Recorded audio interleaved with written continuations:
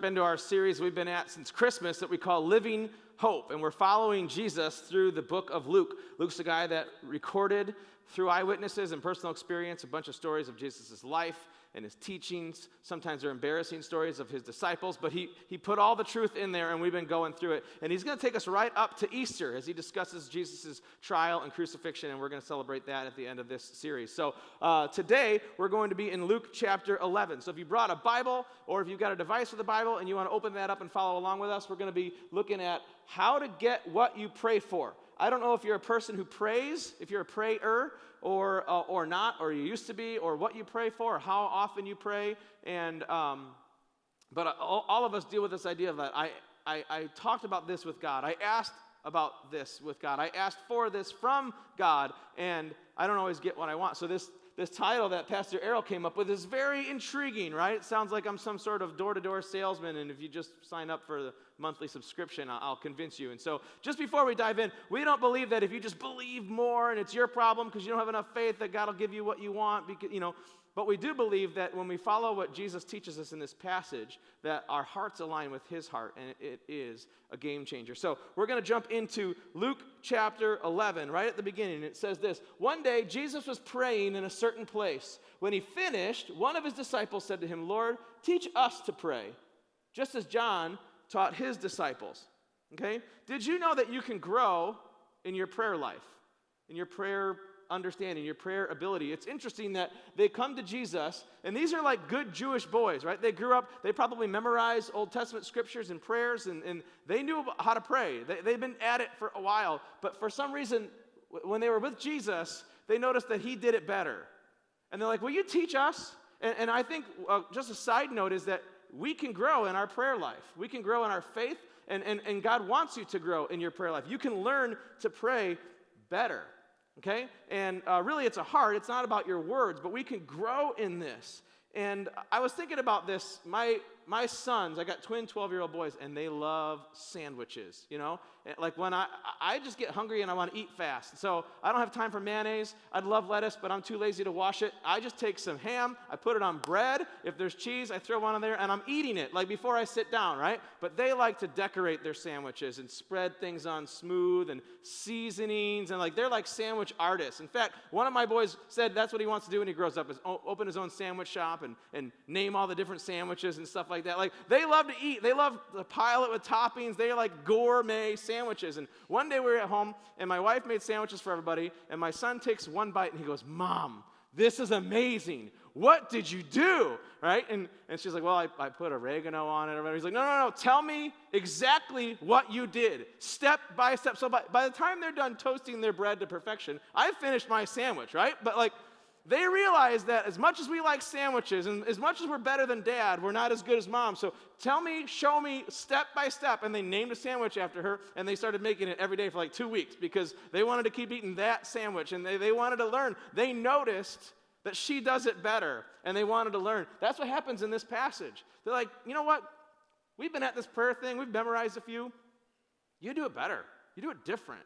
There's something about your heart and your faith and your words and what you pray and how you pray. Will you teach us?" And I think it's interesting that we can grow in this. Whether you've been a Christian for 2 minutes or 2 decades or 50 years, we can continue growing closer to God, growing in our faith, and growing in our prayer life.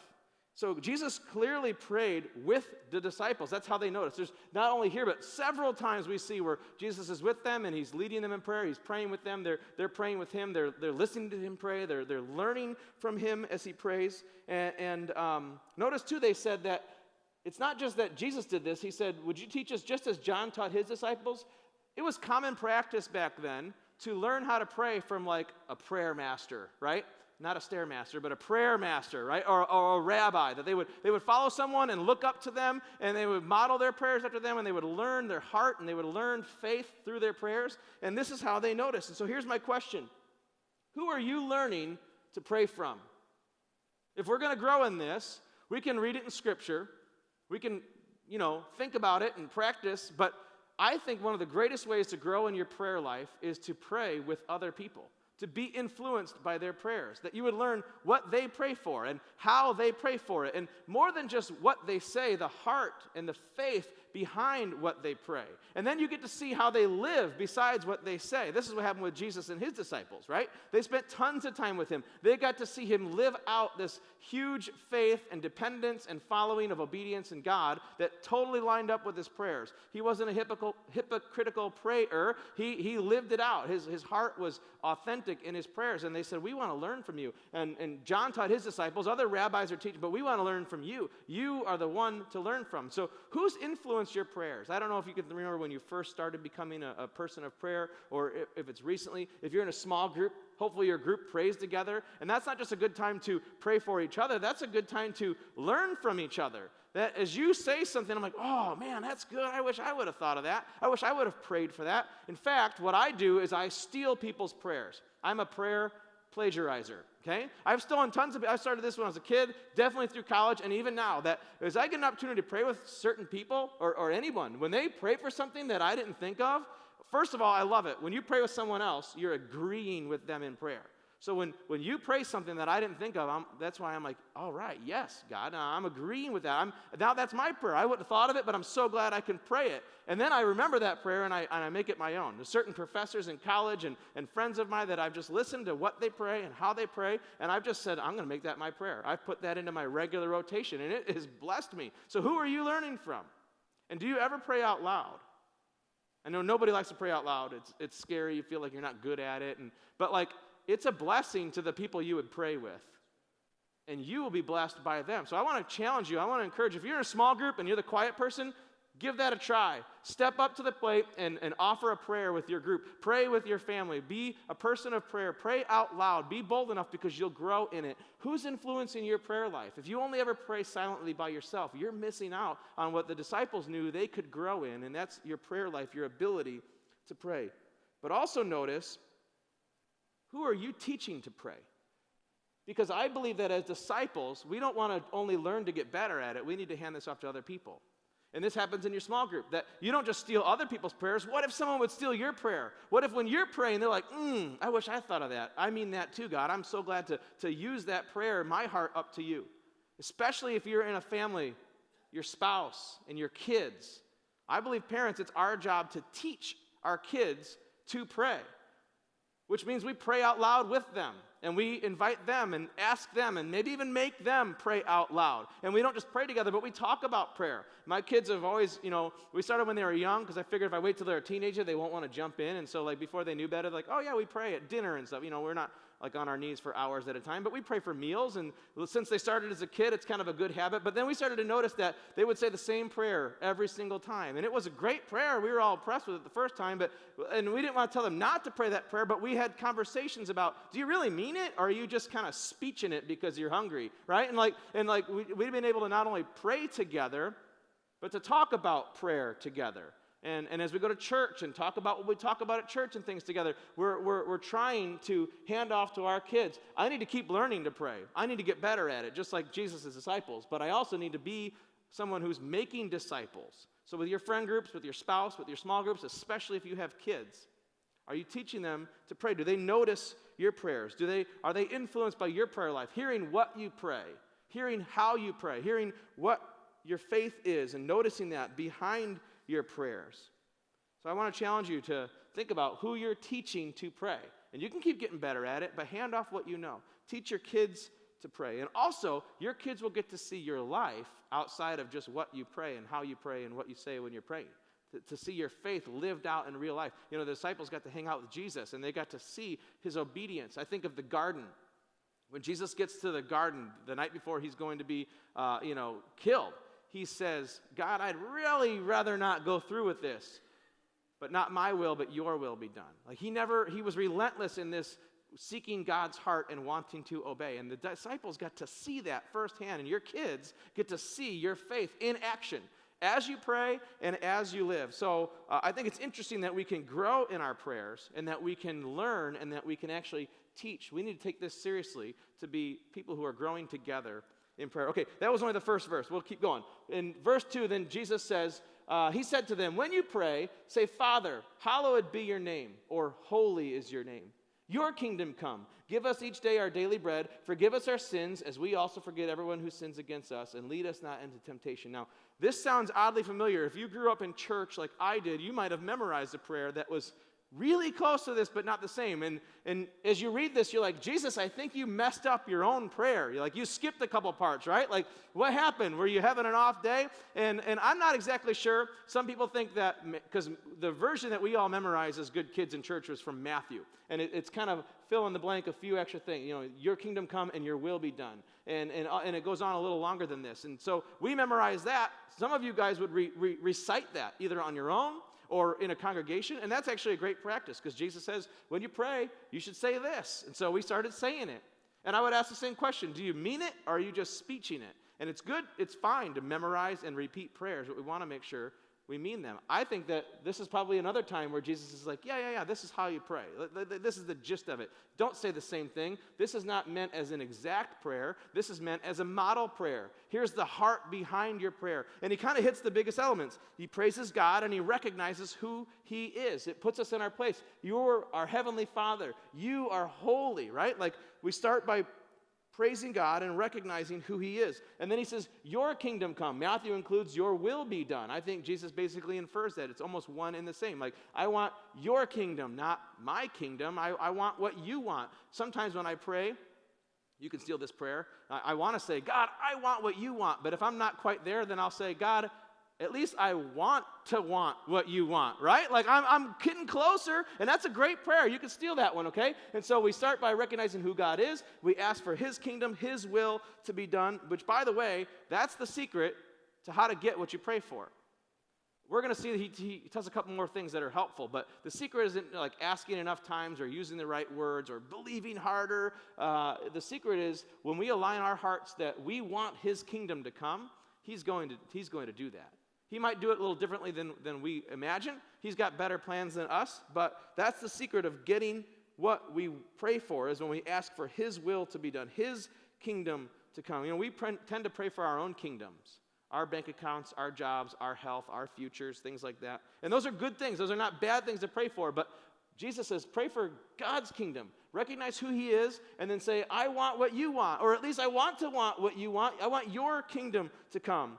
And he will answer that prayer every time. And then recognize your dependence on God. You know, give us what I need. You're my provider. I need your forgiveness. Help me out against temptation. Like, recognize who God is, ask for his will in your life, and then just rely on him and tell him that you rely on him. That's kind of the big, so if I wrote the Eric Swanson paraphrased Bible version, it would say this: God, you're awesome. You're holy. I see myself correctly in your light. I want you to rule in my heart. I want your kingdom at work in my life. I want your kingdom at work through my life. I want what you want, or at least I want to want what you want. I need you. I'm depending on you. Thank you for being my provider. I need your help with sin. Forgive me for my sins and help me against temptation. Jesus is like, that's the gist. You know, you can add more to it. You can use different words. It's not an exact prayer, but here's a great prayer model. And then he goes on. He stops telling them a prayer, and he starts talking to them about prayer. And he says this: then Jesus said to them, suppose you have a friend. So Jesus tells a parable. And, you know, he would often do this. He would teach through story to kind of drive his point home. He says, suppose you have a friend, and you go to him at midnight and say, friend, lend me 3 loaves of bread. A friend of mine on a journey has come to me, and I have no food to offer him. Now, this, like, hospitality was a huge deal in their time, in the Palestinian time. And if your friend came, you were kind of expected, and you wanted to be able to support them and honor them and feed them, and they're probably hungry and tired. And he's like, oh no, my friends just got here. It's midnight. I don't have any food for them. I'll go next door and see if they can give me some food for them. Verse 7, and suppose the one inside answers, don't bother me. The door's already locked, and my children and I are in bed, and I can't get up and give you anything. Which is interesting, because usually in the parable, you know, one of the people is us, and one of the people is God. And so I'm like, okay, so is Jesus telling us that God is asleep and bothered by us knocking on his door? Okay, we'll get to that. What's interesting, though, I found out is back then, and actually still in certain parts of the Middle East, they sleep like this. They have small homes, and it's very cold, like at night, and they kind of have one mat and one big blanket. And like, he literally would, like, if I get up, everybody gets up. I can't sneak to the door and help you out. Like, that's why he says, we all went to bed and I can't get up. Leave me alone. Quit knocking on my door. I can't sneak out of my own master bedroom or something like that. That's not how they slept back then. And then he goes on. I tell you, even though he will not get up and give you the bread because of your friendship, yet because of your shameless audacity, he will surely get up and give you as much as you need. So in the story, the guy keeps pounding on the door saying, give me some bread, give me some bread, give me some bread. Come on, I need some bread. My friends are here. I'm embarrassed. Please help me out. And actually, I found out that they took this usually as a whole town. That it wasn't just you hosting your friends, it was our town hosting your friends. And so it was almost my duty as a good citizen to help you host your friends. And so finally, he says, not even because he likes you, but just because you wouldn't leave him alone, he's going to give you what you want. Now, the secret to getting what you want in prayer is not by begging hard enough. You know, like your kids in the back seat, can we go to get ice cream? Can we go to get ice cream? Eventually you stop, like, I'll just give you an ice cream cone so you stop asking me. That's not exactly how you get what we want. But Jesus is clearly saying that there's something about persistence in prayer. In Luke 18, we won't read it today, but there's another story about a persistent widow. And he says, just like a widow who keeps bothering a judge who's not even a good guy, but he finally gives in and gives her the right justice because she won't stop bothering him. And he says that's how we should keep praying. So Jesus teaches this idea of persistence in prayer. And I don't think it's so that if you ask 101 times, he'll give you what you want. I really think it's that as we pray like he prayed, your kingdom come, align my heart with your will, recognizing who you are, the more persistently I come to you in this, the more my heart starts to line up with your heart. Prayer is never about bending God's will to your will. It's about bending our will to his. And he says, I want you to keep asking, keep knocking, you know. And so we kind of laugh, like, is he bothered? Is God like, he doesn't want to get up and hang out with us? You know, and I don't think that's actually the case because of what he says. In the next verse, he says this, so I tell you, ask, and it will be given to you. Seek, and you will find. Knock, and knock, and knock, and knock. And the door will be open to you. For everyone who asks receives, the one who seeks finds, and the one who knocks, the door will be open. So Jesus, you know, he tells this story about, like, we need to be, like, persistent. But, like, God is inviting us to knock. He's telling us to ask. This is what he wants. You ask me how to pray, this is how you do it. And then he tells one more story. Which of you, fathers, if your son asks for a fish, will give him a snake instead? And I'm like, that's what they asked for back then? You know, my kids have never asked me for a fish, but I'm not like a manly hunter or fisher guy, so maybe your kids have done that. Or if he asks for an egg, we'll give him a scorpion.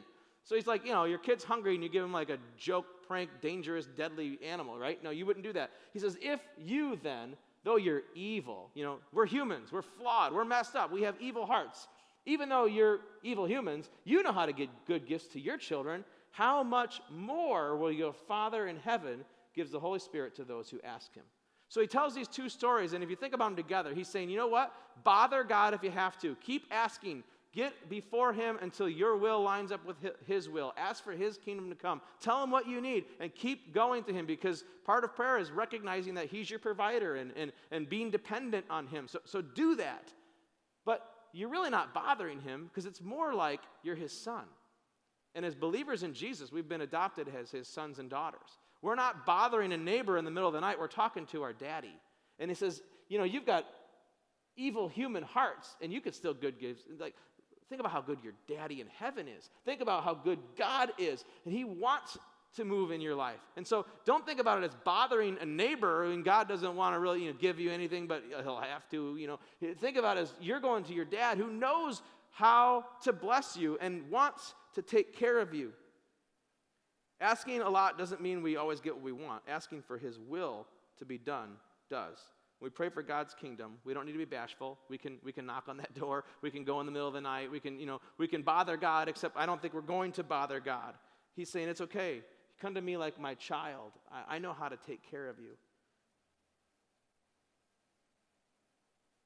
And I was thinking about that with my kids as a father, as a evil, human-hearted father. Like, when my kids tell me they want something for Christmas, I want to get them that, or maybe the best version of that.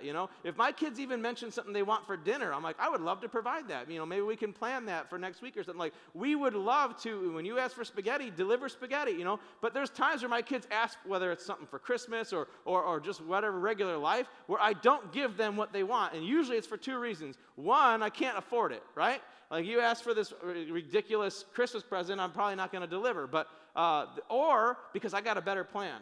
Like, you want that for Christmas? Actually, that's a cheap knockoff. You want this one, right? Like if I don't give something to my kids, it's either because I can't afford it or I've got a better plan. I know better than they do of what's good for them, and I'm going to love them as a father and give them what I think is best.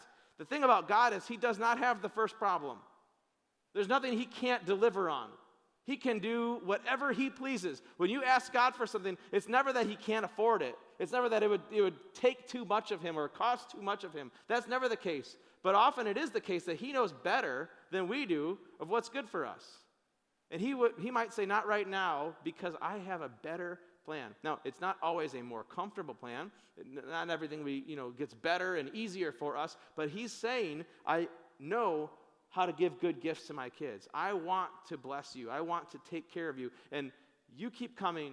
You keep asking. Align your heart with my heart. Pray for my kingdom to come. Realize that you're dependent on me as your provider and as your savior. And keep coming. I know how to give good gifts. Knock, ask, seek, and you will find. But if I don't give you what you want, it's because I have better plans for you than you have for yourself. We don't have to bother God because we're his kids. And we're going to celebrate communion today. And one of the ways I want to think about communion is this idea of prayer. So I want to invite the band back up because we're going to end by singing a song and worshiping God in this and having a moment where we can actually practice what we've been preaching. We can pray. But you realize the only reason we can pray is because of Jesus' sacrifice, his death and his resurrection.